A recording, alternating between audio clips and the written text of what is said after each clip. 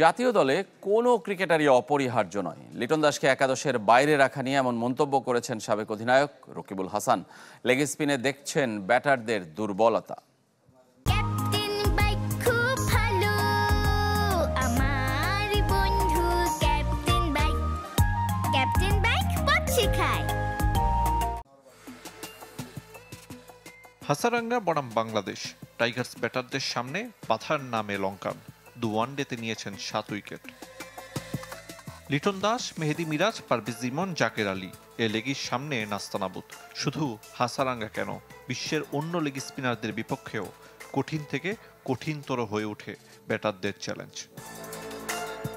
গত এপ্রিলের কথা, চট্টগ্রাম টেস্টে অভিষেক ম্যাচে 5 উইকেট নিয়েছিলেন জিম্বাবুয়ের লেগ স্পিনার ভিনসেন্ট মাসেকেসা।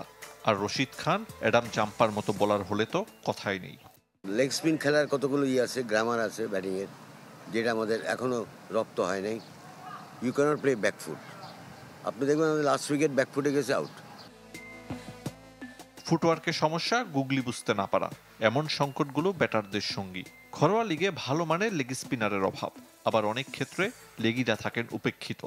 আমাদের ঘরোয়া ক্রিকেটে যদি আপনি লেগ স্পিন দেখি, আমরা দেখি না।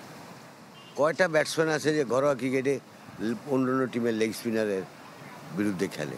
আবনি বলেন, মোহামেডান বলেন, বড় বড় টিমগুলো, তারা মনে করে যে রান বেশি দিবে, উইকেট পাবে কি পাবে না জানি না, লেগ স্পিনার নিয়ে কী দরকার, পেসার নিয়ে খেলি। Nobody things about a country. 7 match পর ওয়ানডেতে জয়ের স্বস্তি পেয়েছে বাংলাদেশ।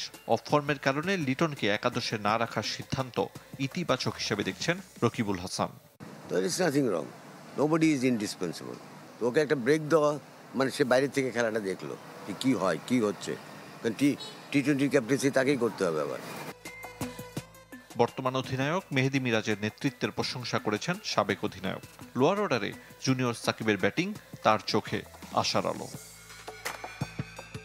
আরিফুল ইসলাম, চ্যানেল 24, ঢাকা।